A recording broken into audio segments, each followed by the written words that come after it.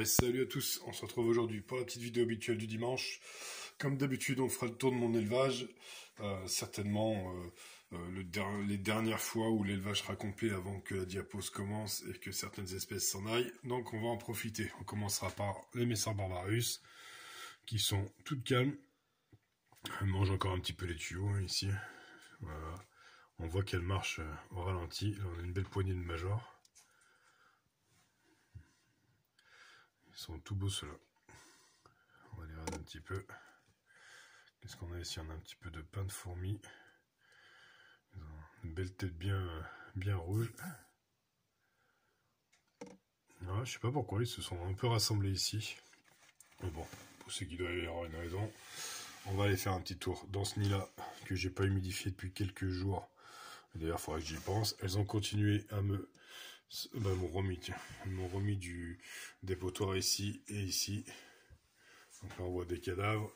On va aller faire un petit tour dans le nid principal. Donc ici, on a encore quelques larves. On voit qu'elles ont rassemblé en fait tout ce qui reste de couvain à peu près ici. On voit une au-dessus là qui est en train de manger une graine. On a encore pas mal de graines. Enfin, pas mal. Il reste une case de graines, donc je vais en remettre rapidement pour qu'elle commence à stocker. Ici, on a une activité plutôt calme. Voilà. On en voit certaines même qui sont en train de faire la sieste. Non, cette heure de chasse, elles sont collées à l'abreuvoir. Les messards, ça boit beaucoup. Voilà, on n'aura pas de netteté hein, parce que j'ai remis l'anti-évasion suite à une découverte de quelques messards qui couraient sur le carrelage. Donc forcément, ça pourrit les vitres. Donc voilà. Dans cette heure de chasse, on a une qui grimpe à l'arbre. On a quelques... On ne sait pas trop ce qu'il fait celui-là. Je n'ai pas une image ultra nette. On a quelques majors encore ici. On va ouvrir délicatement sans essayer d'affoler tout le monde. Bon ça, je parie que ça va pas bien marcher. Voilà. J'ai juste levé le couvercle, j'ai rien fait d'exceptionnel et déjà on les voit courir. Alors, on va aller jeter un petit coup d'œil au dépotoir que j'ai pas nettoyé depuis un long moment. Et on voit qu'il commence à prendre énormément de place dans la DC. Donc voilà, il faudra que tu regardes. Il y a du cadavre, il y a du coton, il y a rien de bien grave. Alors si elle m'en avait foutu ici, vous voyez, et elles ont tout nettoyé. Elles ont nettoyé là, et elles ont tout rassemblé ici. Donc voilà, tout se passe bien chez les Barbarus. Voilà, elles, on les verra quand même encore, puisque elles vont rester dans cette pièce malgré l'hivernage, on va dire. Leur repos va rien. Hop, on va descendre ici, on va profiter, on a une Crontatus avec une ouvrière, je crois, il me semble. Ouais, une ouvrière ici. Et surtout, on a vu qu'elle avait repondu. Donc, je manque de lumière pour avoir une image très très nette, mais elle a donc repondu celle-là. Elles vont rester encore un petit peu. Ici, juste en dessous, on a la Phénogaster subterranea qui est toujours en développement. Alors, je sais pas. Je lui ai mis un tube comme ça là, pour qu'elle puisse avoir si elle veut de l'humide parce que son tube elle était sec. Elle déménage pas. Par contre, j'ai pu m'apercevoir qu'elle m'avait carrément bouché le bout du tube. Donc elle cherche peut-être pas autant que ce que je pensais l'humidité. Belle petite jean que j'ai nourrie bien sûr. Voilà, on n'a pas encore d'ouvrière. Donc on a un joli petit couvain. J'arrive pas à voir correctement avec la... C'est tellement petite celle-là. Ouais, on a... Hop, on a de la larve, mais on n'a toujours pas de nymphe. Donc voilà, pour la Phénogaster subterranea. Et oui, maintenant j'arrive à le dire à peu près correctement. On va passer juste à côté, je vais dézoomer. Ça, c'est un lot de... À part celle-ci, qui est une Lasus SP jaune. Mais sinon, les 4 ici, ce sont des Scutellaris. Donc celle-là, ça a été la première récolte que j'avais fait. Sauf une qui est ici en tube sec. C'est celle que j'ai trouvée le 7 octobre. Non, le 9 octobre. Et qui était dehors par le froid, donc elle est restée ici. Donc celles-ci, elles vont faire un repos hivernal. Alors peut-être pas la Lasus SP jaune qui elle va aller dehors, mais les scutes, elles vont rester à température aux alentours des 19 degrés, et du coup elles vont intégrer le petit test que je fais avec les autres qui vont partir en diapose froide.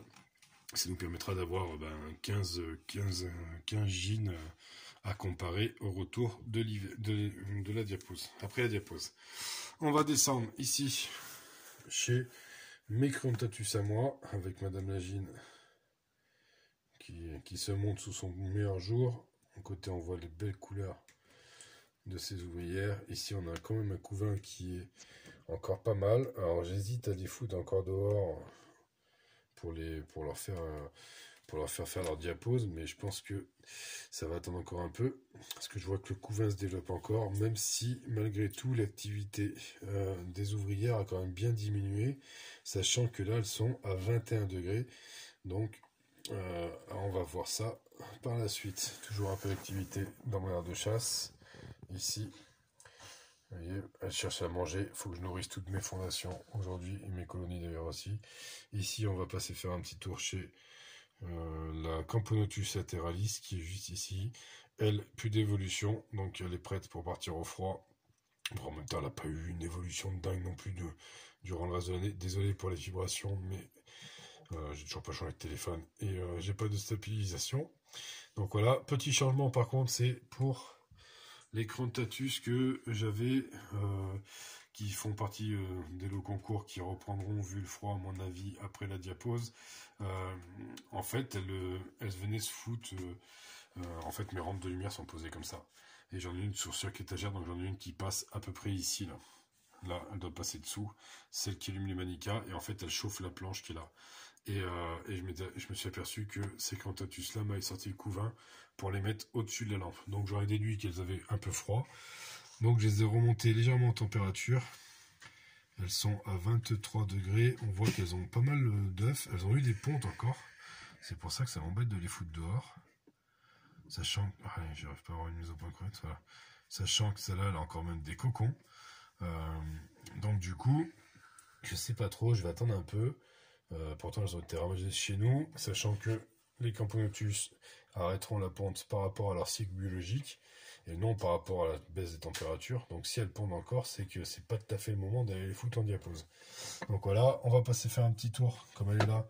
Alors très buée, très humide, puisque elle aussi je la réchauffe un peu, étant donné qu'elle m'a déjà fait une diapose au mois de juin. Là elle est en activité. Alors on va pas forcément bien voir, mais ici il y a du couvain au-dessus du tapis chauffant. Donc pareil, 24 degrés. Ça a l'air de leur plaire. Quelques-unes qui se baladent dans l'air de chasse, mais elles ont l'air de dormir. Là, il y en a qui sont venus se foutre dans le tube. Là. Alors, c'est quoi? C'est carrément... Alors ça, c'est un truc que j'avais pas vu, alors que je découvre en même temps que vous. Elles m'ont fait le dépotoir carrément dans le petit bout de tuyau que j'avais laissé. Donc je vois qu'il y a 1 ou 2 cadavres. Donc elles sont venues foutre le dépotoir ici. Allez, on descend chez les manicas. On va commencer par chercher une mise au point déjà. On va commencer par cette terre de chasse là. Pareil, elles n'ont pas été nourries. J'ai remis l'anti-évasion et là ça fait des taches qui sont pas ouf, faut que je nettoie. Elles n'ont pas été nourries et on le voit tout de suite quand j'ouvre, elles ont la dalle. On a quelques petites au milieu, on a quelques grosses ici. On va en chercher une. On va la laisser se promener. Alors est-ce qu'elle cherche à piquer elle? Des fois elle cherche à piquer quand elle monte comme ça. Non, tu veux pas faire montrer, tu veux pas me faire montrer, excusez-moi, un terme totalement pas français. Est-ce que tu veux pas montrer aux gens comment tu piques? Non, toi t'es pas décidé. Alors attendez, on va la foutre en bas celle-là. On va aller en chercher une bien vénère. Hop, viens ici toi. Allez. Faut que je te embête un petit peu pour que tu cherches à me piquer ou tu vas t'y mettre de toi-même.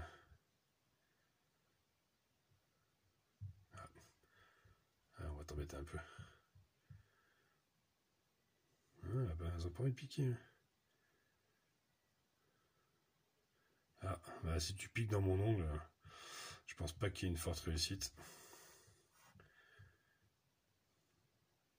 Une mise au point. Bon, toi t'es pas super ouf en termes de piqûre. Ah ça y est, là je t'ai écrasé un peu la tête. Ça peut-être... Ah il n'y a pas de mise au point. Je cherche à piquer l'ongle.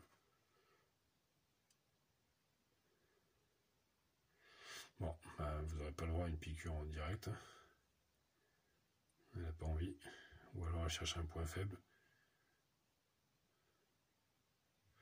Bon, on va pas faire 10 minutes. Tu piques ou tu piques pas? Là, c'est long, je t'ai déjà dit. Elle est très très mal éduquée, celle-là. Alors, on va la titiller un peu. Allez. Allez.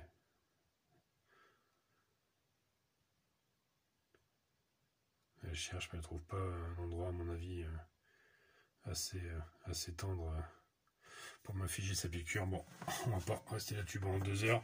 On va passer sur l'autre paire de chat. J'aurais essayé de vous montrer une piqûre de manica, mais il y a des fois, elles sont beaucoup plus motivées que ça et elles me laissent pas. Il y en a une grosse là, je vais la choper. Donc voilà. Donc ici, dépotoir dans la petite gamelle, comme elles m'ont fait habituellement. Je la laisse, je continue à laisser mettre le dépotoir là, c'est vite qu'elles me le foutent dans le nid principal, parce que vous allez voir que là-bas, elles m'ont foutu aussi pas mal de cochonneries dans la première ADC. Et alors là j'ai pris un risque par contre. Donc là, j'en ai pris un peu beaucoup, et je pense qu'il y en a au moins une d'entre elles. Je vais en virer quelques-unes quand même. Regardez. Elle se met en position, j'en ai celle que j'ai sur le doigt. Descends toi. Oh, tu veux pas piquer toi? Allez, montre aux abos comment tu piques. Bon, ça va pas être une réussite. Ah, il y en a encore une là. Ça accroche bien. Alors attendez. Oh, c'est dégueulasse ce que je viens de faire. On va la réveiller un peu.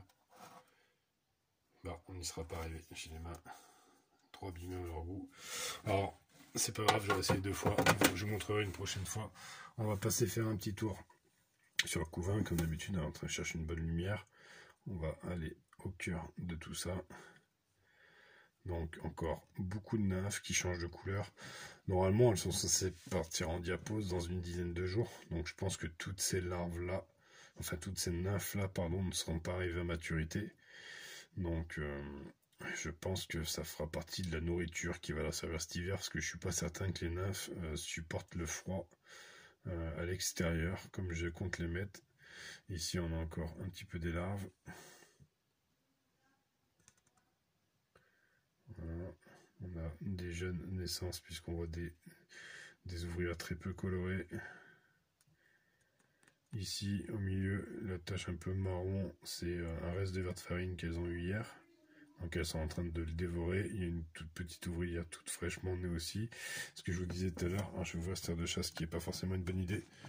Mais ça va les réveiller un peu. Vous voyez, ici, elles m'entassent beaucoup de déchets. Et ça, c'est très très proche du nid. Donc je fais attention. Malheureusement, comme vous pouvez voir, il y a tellement de monde. Ah non, je suis dézoomé pour vous montrer. Il y a tellement de monde dans cette partie-là du nid que je peux absolument pas nettoyer avec un coton. Donc on va refermer. On va jeter un œil sur la petite Myrmica originodis. Je vais essayer de faire une mise au point sur elle. Alors attendez, c'est pas dit que ça marche. Excusez-moi, j'ai du bruit derrière moi, je suis désolé. Elle a commencé à boucher son tube. Je vais me poser, ce sera mieux. Avec de la terre. Donc elle se prépare réellement à partir au froid. Donc ça ne va pas tarder. On voit qu'elle a quelques larves. Et elle a été nourrie. On va aller la mettre au froid, parce que si elle commence à boucher son tube, c'est qu'elle cherche à s'isoler. Il lui reste un peu d'humidité et elle passera l'hiver avec. Excusez-moi pour le bruit qu'on a eu derrière. Voilà. Hop, mise au point. On va monter, jeter un petit œil ici, à celle-ci. Alors là, j'ai pas de rampe de lumière là-haut, donc je vais vous montrer celles-ci qui sont des petites Crontatus, hein, qui ont aussi de la ponte. Ici, alors je sais pas si je peux mettre le flash. Ouf, ouais, je sais pas si ça va être dingue, on verra bien, vous me direz ce que ça donne. Ici, on peut voir qu'elle a un petit peu des œufs. Celle-ci aussi, on en voit dans les mandibules d'une des ouvrières. Voilà. Qu'est-ce qu'on a ici? On a une petite Scutellaris là, qui traîne. Elle a ses ailes, celle-ci. Tout est bourriffé. Mais voilà, ça fait partie des gînes que j'ai ramassés dans les toiles d'araignée. Et on va monter là-haut. Alors, non, on va pas monter là-haut. On va rester ici et je vais descendre toutes les gines. Voilà, désolé pour la mise au point. Toutes les gines qui vont partir au froid et qui font partie du test. Donc elles ont toujours pas pondu. Donc elles vont pas tarder. Et voilà. Allez, sur ce, à tes souhaits. Sur ce, je vous dis à dimanche prochain. Allez, ciao, ciao.